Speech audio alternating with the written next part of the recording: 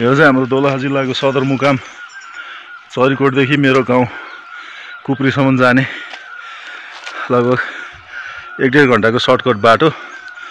पैदल यात्रा गरेर हिँड्न यो बाटोमा अति नै रमाइलो हुन्थ्यो।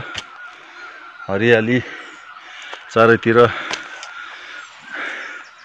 मृग खोक्थ्यो, चराचुरुङ्गीहरू चिरचिर गर्दै उठ्थे।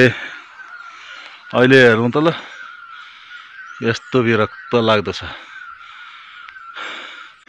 यहाँ माथिसम्म देख्न सक्नुहुन्छ, कहीँ पनि हरियालीको ह पनि बाँकी छैन। यता फर्क्यो त्यस्तै, उता फर्क्यो त्यस्तै। यस्तो अपराधी, यस्तो पाप चाहिँ निन्द्रामा पनि कसैको मन मस्तिष्कमा नआओस्।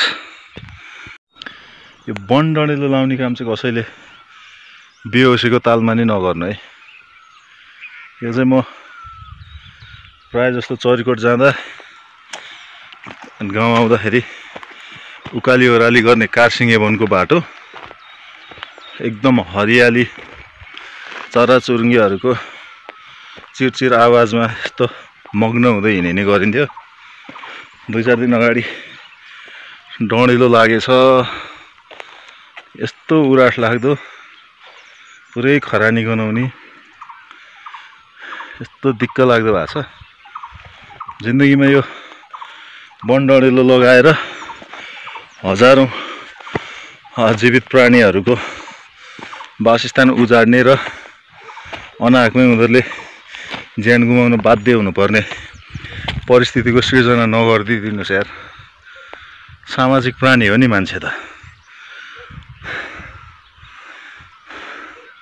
सर्वश्रेष्ठ प्राणी। पहिलो जिम्मेवारी भनेकै सर्वश्रेष्ठ प्राणीको नाताले प्रकृतिको संरक्षण गर्नु हो। ज्यादै विरक्त लाग्ने यस्तो स्थितिमा परिणत भयो वन। यो वन डढेलो लाउने जस्तो अक्षम्य पाप र यो एकदमै ठुलो अपराध चाहिँ कसैले पनि नगर्नु होला। यो गर्दाखेरि कानुनी सजाय त छँदैछ, वन डढेलो लाउनेलाई चाहिँ हजारौं जीव हत्याको पाप लाग्नेवाला छ। यस्तो नि गर्ने यार, थैट।